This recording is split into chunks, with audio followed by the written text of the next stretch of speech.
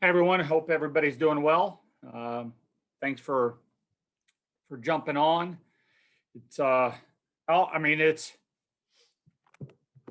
doesn't get any better than this. I mean, it just to to finally be knocking on the door of the NCAA tournament. Um, it's a special time of year for every athlete and coaches and fans. Uh, we got started with this I think back in June when we started getting together and and practicing and training and the uncertainty of all of it and thinking that we are going to get going in August and then getting delayed, but continue to train and all the way through the spring. It certainly feels good to get to the point where you're at a single elimination tournament. The NCAA tournament is amazing, and we're certainly excited to be a part of it.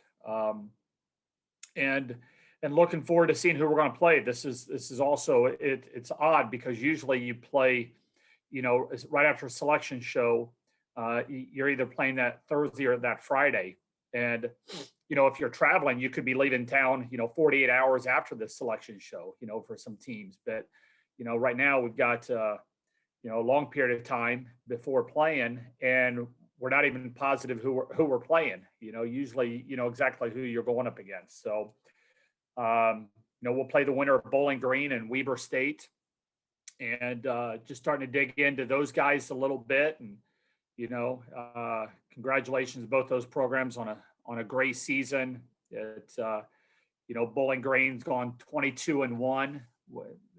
Both these programs have won a lot, but 22-1, and some of the things that jump out at me, they went 6-1 in fifth sets, which is awfully impressive.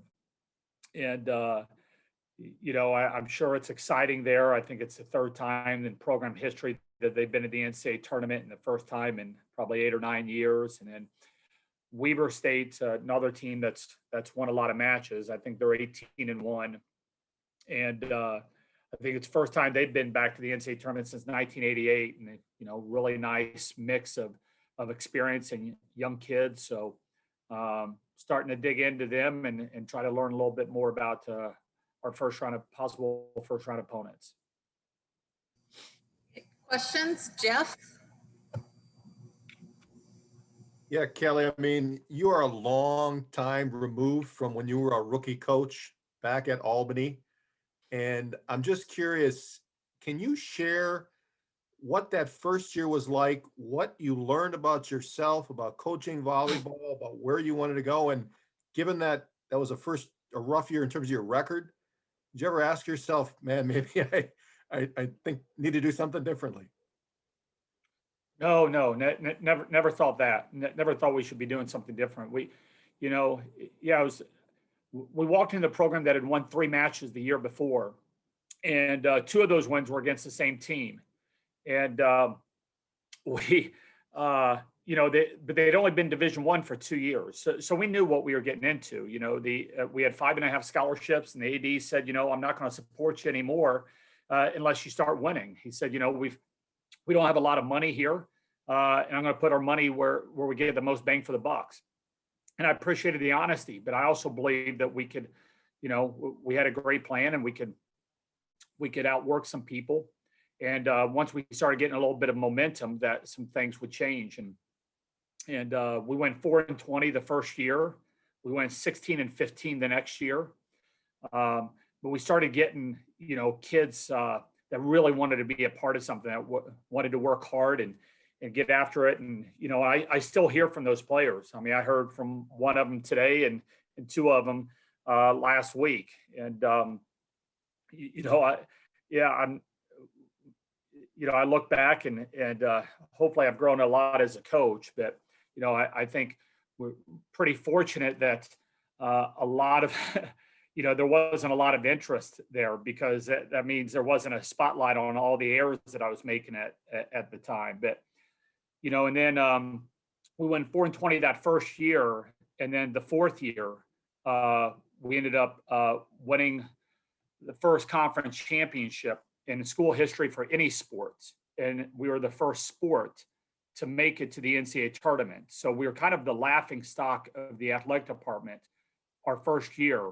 And then our fourth year, those kids were able to, all their hard work, go to the NCAA tournament. And it's probably the only time in my coaching career that I've ever cried on the court. I mean, I was balling, I couldn't stop. And just so happy for those guys of just that climb, that momentous climb. And, so I know what these players are probably feeling like for Bowling Green and Weber State. The first time any of those players have ever, experienced the NCAA tournament. And, it's such a special thing. And, it's not something that anybody should take for granted. And I know our players don't. I'm so excited for them, not just in their pursuits, but to just be able to be a part of it, and that feeling of you win, you get to go, continue to go, and if you lose, you're done. There's just not a lot of times that you're feeling that in your life, and it is a rush. So I'm stoked for our kids. Dennis and then Emily. You said that you've just kind of started diving into these two teams. From what you've been able to tell so far, do they offer vastly different challenges? Are there things that you have to really adjust depending on who it is at the last minute? Because you won't have a whole lot of time when you actually find out. No, most of the work goes into going into it. I'm not sure how much adjustments that, we're going to be making, the next morning of game day. But fortunately, we've got a week and a half or so. Actually, a little bit more than that, isn't it? They're just solid teams. I think it's what's jumping out at me right now. The first couple of days of the week were a lot of logistical stuff. We're trying to get all of our, you're planning for a trip that you don't know if you're going to be gone for 4 days, or you're going to be gone for 13 days. And so, how does all of that stuff work? And there's a lot of communication that happens with a lot of people, not just with our director of operations, but with our nutrition people and our strength people and our training staff people and the doctors. They're just, of how does all this stuff come together? So the first couple of days was spent more on that than any opponents. I'd say probably the last 24, 48 hours have been diving in on Weber and Bowling Green, and really trying to get a handle on that. But I think one of the nice things is right now we're only worrying about 2 opponents. Because then we'll get a couple of days off before the Sweet 16, where typically we've got 3 or 4 days to learn 3, because you're playing first 2 rounds on back-to-back days. But just solid teams that don't make a lot of errors is what I'm seeing. Good balance, confident teams, and winning will do that. Emily. Hey, Coach. Hey, Emily. So I'm kind of wondering, you touched on the differences a little bit that this tournament brings. I know that, you're going to be a convention center for practices. You might not have a real locker room and stuff like that. Can you just talk about those differences that are going to be in this tournament, whether that's the bubble and, all of that, and how you're kind of preparing for those differences?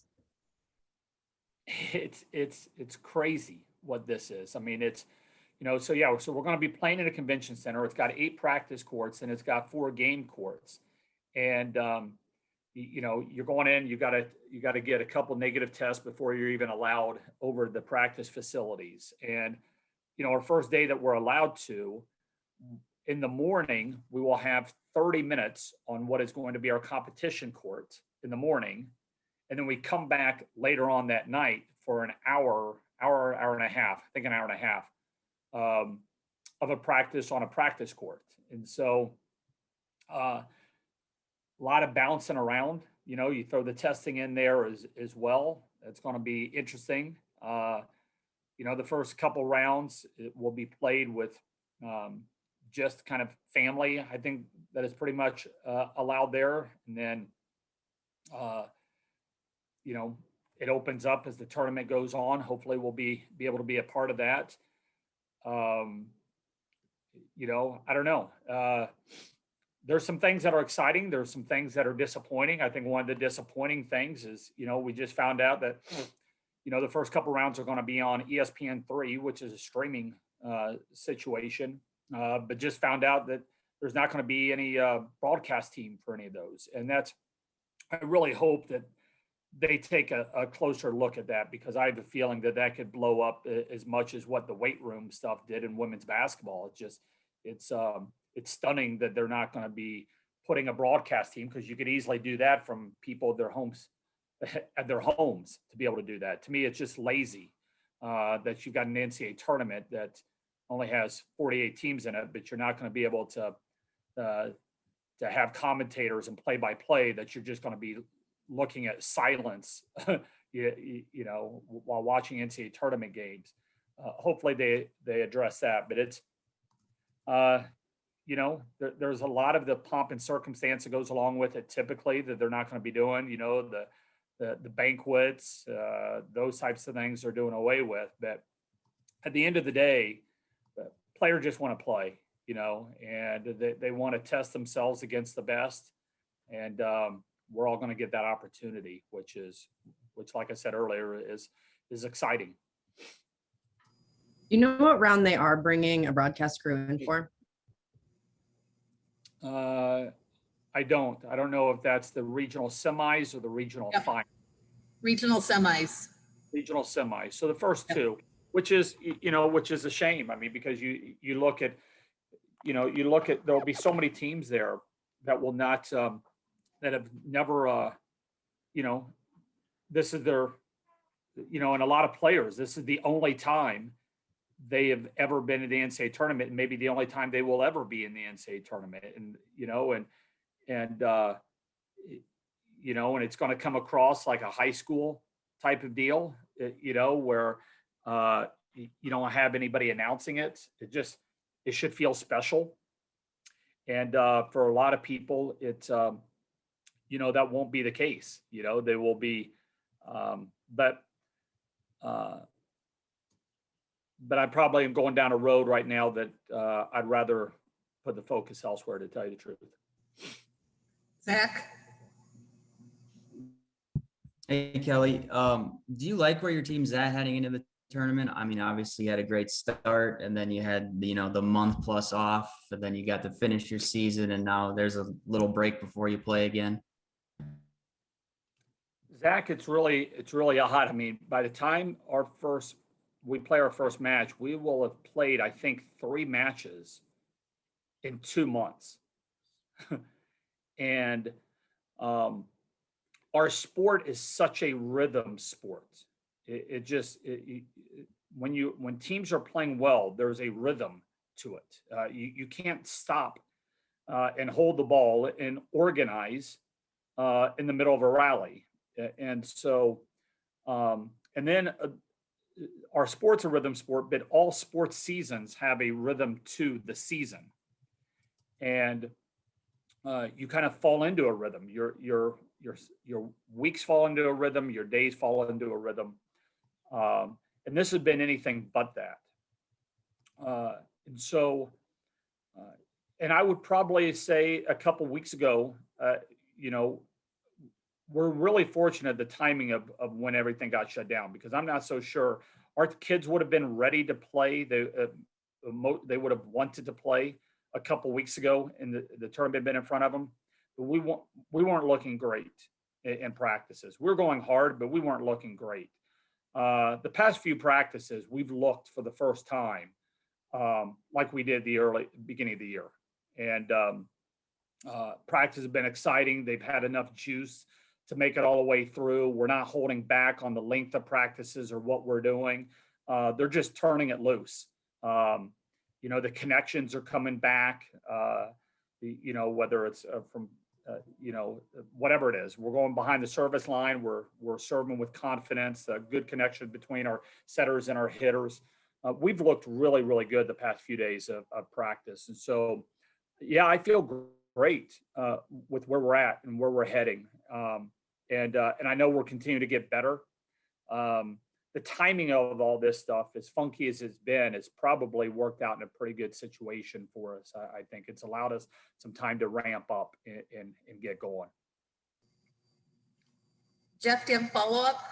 Yes. Yeah, Kelly, you mentioned, you know, COVID, the pause and everything. Given everything this team has faced, along with other teams, what are you most proud of to see them reach this point? Forget about the record, just that they're here at this point now. They stayed with it. They stuck with it. They stuck with each other. You know, all the challenging things that have gone on in their lives, you know, all the sacrifices and just, you know, where,